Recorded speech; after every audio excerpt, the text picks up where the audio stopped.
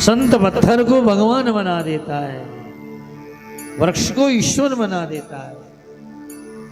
ऐसे हमारे भारतीय संस्कृति में जितनी वनस्पतियां हैं सब ईश्वर है। ये केला है, ये बृहस्पति का रूप है। ये तुलसी मैया बिना कदा नहीं होती हमारे यहाँ। तुलसी जी लगी है, ये साक्षात वृंदा का स्वरूप है। यहाँ पीपल भी पूजा जाता है, बड़ भी पूजा जाता है, आग भी पूजा जाता है। यहाँ कौन वृक्ष है, यहाँ बैरी झाड़ी भी पूजी जाती है एक त्योहार के अंदर। सभी की भी पूजा होती है हमारी। आग डाक सबकी पूजा होती है अपने। क्यों? क्योंकि सब तम सर्वभूत हृदय, वही तो सब में बैठा है। ब्रह्मांड में ऐसा कोई धर्म नहीं है। यहां सारी नदियां, सारे वृक्ष, सारे पहाड़, सब जीव जंतु यहां पूजे जा रहे हैं। क्योंकि भारत की दृष्टि केवल मंदिर में रखी हुई मूर्ति में भगवान ऐसा नहीं है। जिधर नजर डालते हैं उधर ही भगवान है। तो भारतीय संतों की दृष्टि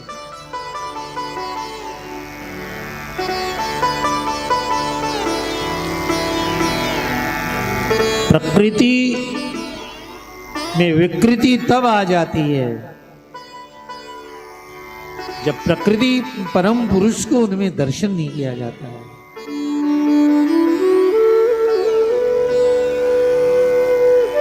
तो सारे वृक्षों ने सुखदेव जी से कहा, व्यास से कहा, जिसे आप बेटा बेटा कह रहे हैं वो तो भगवान है। वेद व्यास जी ने सुना तो लौट करके घर आ गए।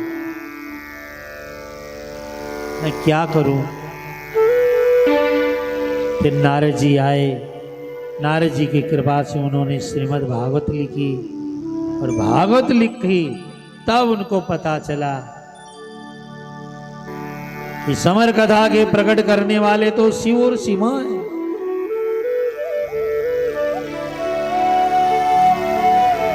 उन्होंने अपने शिष्यों को भागवत पढ़ाई और एक दिन शिष्य वन में गए और जाकर भागवत के श्लोक उन्मत्त होकर के गा रहे थे।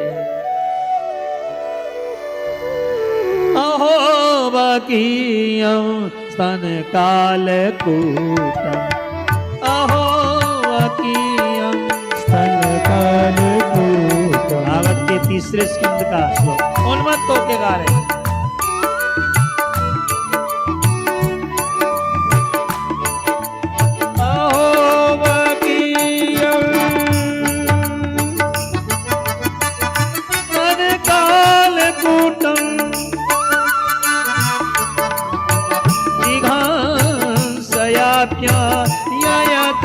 साध्वी लेभे गतिं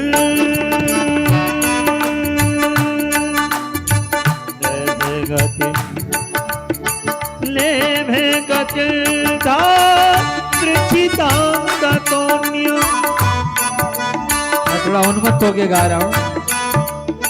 कवा दयालुं शरणं व्रजेत, लेभे गतिं धातृचितां ततोन्यं। कम्बा दयालुं शरणं व्रजेम, कम्बा दयालुं शरणं व्रजेम। बच्चे लकड़ियां तोड़ रहे हैं, फूल तोड़ रहे हैं और गा रहे हैं कम्बा दयालुं शरणं व्रजेम, कम्बा दयालुं शरणं व्रजेम। उसी जंगल में सुखदेव जी थे, उन्हीं पेड़ों में छुपे थे। आज पेड़ों से बाहर निकल कर गया है। क्या गाया फिर गाना तो? अहो बकीयं स्तन कालकूटं। अर्थ हुआ बकासुर की बहन बकी पूतना स्तन में जहर लगाकर कन्हैया को मारने गई और भगवान ने उसे मां समझ करके मां की गति दे दी। ऐसा दयालु ब्रह्मांड में कोई नहीं हो सकता। जो मारने वाली से प्यार करे। सुखदेव जी की आंखों में आंसू आ गए। ये कौन महापुरुष है भाई? ये तो वही हो सकता है जिसका मैं गर्भ में 16 साल तक जप किया, कृष्ण कृष्ण कृष्ण कृष्ण कृष्ण। चलो चलो, ये श्लोक किसने पढ़ाया तुमको? हमारे गुरुदेव ने पढ़ाया, गुरुदेव ने पढ़ाया। लेके चलो। जो बालक सुखदेव 16 साल पेट में रहने वाला निर्विकारी कवि मनीषी पुरयु स्वयंभू घर छोड़ के चल दिया, वह महापुरुष आज वेद व्यास जी के दरवाजे पर आया और व्यास जी अपने पुत्र को देखते पहचान गए।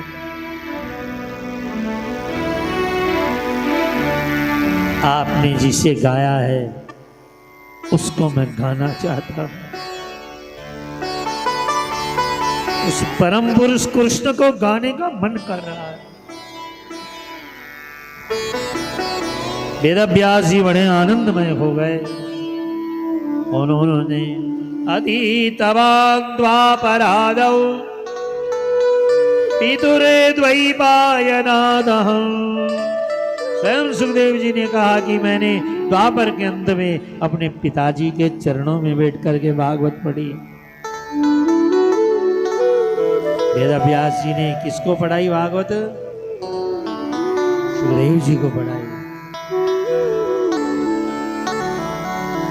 इसलिए भागवत जी का जब रस सुखदेव जी के हृदय में आया तो सुखदेव जी महाराज ने यही भागवत जो है राजा परीक्षित को श्रवण कराई है।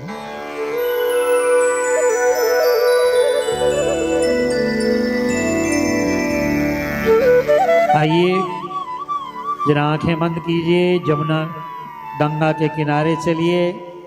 कल कल कल कल बहती हुई दिव्य भागीरथी गंगा, और गंगा के किनारे लंगोटी भी नहीं पहनते, जो कपड़ों की लंगोटी पहनते हैं। सुखताल के अंदर श्री सुखदेव जी महाराज बैठे हैं और राजा परीक्षित को शाप लगा, वो चरणों में आके बैठा है। आज विश्व के सारे ऋषि मुनि आ गए हैं। सुखदेव जी कथा शुभारंभ करने वाले हैं।